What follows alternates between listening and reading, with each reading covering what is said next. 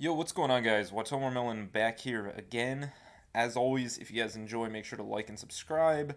If you want to support the channel further, clicking the eBay affiliate link in the description below helps out. And if you purchase something from my store, that helps out even more. So, first off, we have the 25th anniversary tins. You can see that prices have started going up again.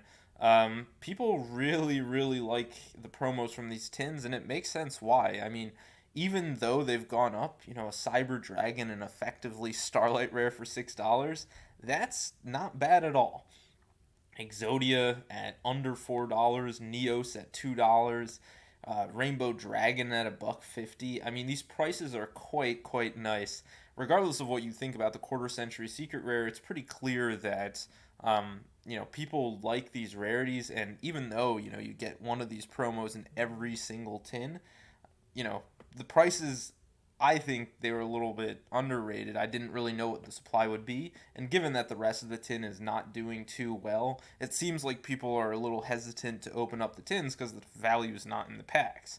And so, conceivably, these promos are going to continue going up until the tins start as a sealed case, and sealed tins start performing a little better. We'll have to see, but there isn't much supply at all. Although there's certainly supply in the sealed form. It's just we have to wait for more of those tins to be ripped open before prices can come back down. Although it might go up before it goes down. Next up, we have Battles of Legend Monstrous Revenge. Quarter century secret rares have kind of stabilized at this point. Some of them are actually quite low on listings. You're looking at Lady Labyrinth of the Silver Castle. One thing to note is that the ban list did drop this morning, so I'm sure there were people chasing after decks that they were afraid were going to be hit. Dark Arm Dragon, I know this is not due to the ban list, but people are playing Edison. It's kind of crazy to me that people are really chasing after this quarter century secret rare over the Ghost rare from Ghost from the Past 2, but I understand people don't like those Ghost rares as much as Ghost rares of the past. It's just surprising to me that people are still going after this one instead of, well, I guess people still like the Ultimate Rare and the original print Secret Rare, but I'm a bit surprised by that one. And there's also this Dark Magician, the Knight of Dragon Magic. This one's continued to sort of fall out, albeit it's stabilized a bit. This is an interesting one as a collector, but there's so many of these modern Dark Magician cards in high rarity that it's a bit hard to collect all of them. I'm not sure how many people are doing that. Next up, we have Judgment Dragon. This one's been selling. There was a sale on the 8th. There were a couple of sales a couple of weeks ago. If we get through all of these foreign copies, you can see that there's a mod play at 230. Let's see if there's anything more, and then I'll just sort with near mint filters. 250 for lightly played, and we start to see unlimited near mint, or I guess near mint at 320, albeit that's one with a photo, so it might not actually be near mint. Very lightly played at 350, and then most of the listings are at 400 for this card. I'm not sure how that compares to the original print secret, but people really do like these Turbo and Astral Pack ultis. Not too high a supply, and there's a lot of cool stuff. OTS ultis, on the other hand, have not done too well, albeit this hand trap, Ghost Reaper and Winter Cherries, isn't doing too bad for itself recently. There have been a number of sales in the past week for near mint copies, a bunch of mod plays that heavily played at $14. I don't know how that happened. Some lightly played at a little bit more than the mod play, and then near mint we're looking at 27. That's pushing 28. That's a bit higher than the actual market price. So it seems like there has been some traction behind this card. I'm a bit surprised at how low it is, especially if the other Ghost Girls ends up getting an ultimate rare. This is a card that could do quite well for itself. Caius the Shadow Monarch. I remember when these things, were 50, 60 bucks, and then they got bought out the first time, and I was like, what are people doing? But this card has just gone, I don't even know what to say. People are paying huge amounts of money. It's kind of crazy at this point. I have a playset of these back when I was collecting the Monarchs. I used to have more of them. $500 for a near mint. There are 6 of those listed by Coopstar Cards. 500 from Alter Reality Games, and then they're looking at even more.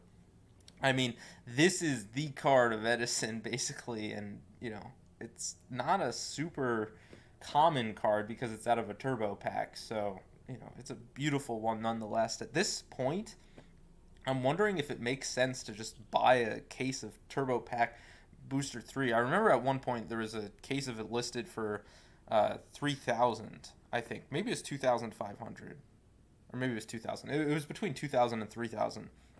And I'm pretty sure you're guaranteed, or it's very likely to pull 2 of these per case, and sometimes you can pull 3. So, I think it's the only ulti, if I remember correctly. Yeah, it's the only ulti. And you can see that other ones, there are 3 listings there: Rescue Cat, Dark Grepher. There's a lot of value in this, especially, I know graded copies of Caius are probably not the most valuable because people primarily want this to play, but still, you're getting pack fresh 2 to 3 of them. It's not too bad to open now that you think about it. Cyber Dragon, our ultimate rare. This is one that's crashed. Although it has had a little bit of a resurgence of a couple of dollars in recent days. We have Pro Play Games here at $58 for Near Mint Unlimited. Cool card. This is one that I keep saying I'm gonna buy, and then I just haven't. I mean, it's kind of good that I didn't, because I was saying, this isn't a bad price at 80. I might pick one of those up, and now it's at under 60. But I think it's a cool card. The reality is the market just is collapsing. Maybe collapsing is a strong word, but it's just there isn't much demand, or there's certainly not enough demand to sort of eat up all of these different collector cards that are being put onto the market, especially when people are afraid that their favorite collector card, their Zeus Starlight rare is going to get a quarter century secret rare a year later. So I think people are a little hesitant to pick stuff up. Infernoid Tierra. Infernoid's just had some crazy support announced. This one is going absolutely insane. Near mint first edition from a verified seller at 60. You can see some from unverified sellers even lower than that, and then unlims. Here's a 30 or 23, excuse me, and then here's another one at a little under 20. But those are unverified, so we'll see where it ends up. Where are the sales actually taking place? You're seeing $30, $25. This is out of Clash of Rebellions, so it's not a set where there's a ton of sealed first edition left, but it's interesting to see. And also another Infernoid. This one out of Secrets of Eternity. This one's crazy as well. $45. There are only 5 listings left, albeit in-house games. There's 15 of them. They just hit the gold mine basically. Next up, we've got Salamangreat Sunlight Wolf. Again, this is a story. I think Salamangreat Gazelle went to 3 on the ban list, but I don't know how much that actually affects the deck. But people are going after this Sunlight Wolf, and the reality is Legendary Duelist Soul Burning Volcano. There just isn't anything else there to bring up the value, albeit, there's a couple of ultra rares that are not doing too poorly, but it's still sitting at $30 a box, and so no one is really opening this set, and so these cards are going to have to get much more expensive, I think, for people to really open the set because they think that the value's there. So it's interesting to see. I think a lot of people have taken an L on product and are afraid to crack it open because there's not much value. Cyber Dragon Ghost Rare. We saw the quarter century secret rare. I mean, this is case in point of a card that has received multiple high rarity printings in this sort of modern era. And so if you buy the Ghost Rare, it's a little bit, it's hard to put a lot of money into something like this when you know that there are more versions of it around the corner. Excuse me, I can't speak today. Cyber Dragon is one of those cards. It's like Stardust Dragon and Blue Eyes, where basically is going to get every rarity, albeit Blue Eyes will have a ton of different arts. Unverified, $45 near mint first edition. There's a lot of ones that are, not perfect. This one often has bent corners out of the pack. $46.40, and then it starts going up from there. Not the most supply on the market for near mint first editions, and this is one that usually has a pretty decent sales rate. Yeah, it looks like every couple of days someone's buying a near mint first edition. On August 30th, someone bought a lot of them. Someone bought one for $80. That's probably international. Anyways, card that hasn't done too well for itself. But Exodia is a card that has done even worse. You can see that this thing has plummeted in recent weeks. Just really, really taken a huge hit. Um, you look at some recent sales, people are buying them though. They like it at this lower price, 360 with the quarter century secret rare. This card is in much less demand. It's interesting to see what that has done to the limbs because the limbs are not reprinted in quarter century secret rare, and so you do need to pick them up in Starlight rare, assuming that they don't print them in quarter century secret rare. But um, I don't know how many people were just holding the head of Exodia, but I think that this card is really suffered from Konami's modern collector reprint clock. There can only be one collector rare out of Wild Survivors. This is one with essentially no listings. There's one lightly played at $58. You can see that yesterday someone decided that it was time to clean the rest of them out. It seems like there's been some sort of coordinated buyout on this card. I don't know if this is now like an extremely important meta-relevant card, but this one is doing quite well. Next up, we have Lightning Storm. Speaking of a card that has not done quite well, we have Lightning Storm Starlight Rare. This is a card that, you look at where it was a year ago, it was well into the 300s. Now people are buying them for 124.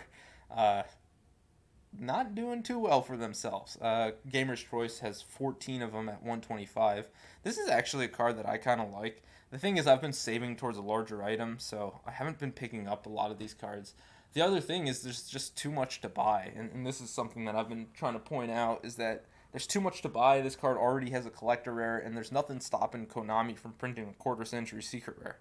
Why would I buy this if there's a chance that they quarter century secret rare? They've done it to a lot of other cards. Why not Lightning Storm? And if they do that to Lightning Storm, no one's going to be buying a playable card in Starlight Rare that has a quarter century secret rare. Maybe not no one, but it certainly will go lower than it is right now. And then we have Stardust Dragon, Starlight Rare. This is one that took a bit of a dive, especially once people started realizing, oh, this is going to be printed in those Megatins. Although, 580, 585 for the near mints. Not as high as it once was, for sure, but for whatever reason, people are still buying near mint first editions. There were a couple of them at 500. It's sort of recovered since then, but a card like this, it's like it has a collector rare, it has a Starlight rare, it has an original print Ghost rare, an ultimate rare, it now has a quarter century secret rare. There's just so many printings, it's hard for all of them to hold value. And then finally, we have Firewall Dragon Singularity Starlight Rare. This is one that I really, really like.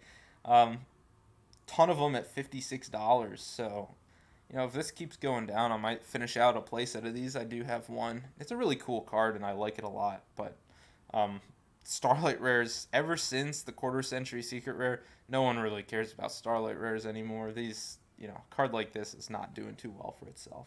Even though it's a cover card and it's of Firewall Dragon, I don't think people care. Hopefully you guys did enjoy. If you did, as always, make sure to drop a like, subscribe, check out my affiliate links. It's been your boy, Watomarmelon. Peace out.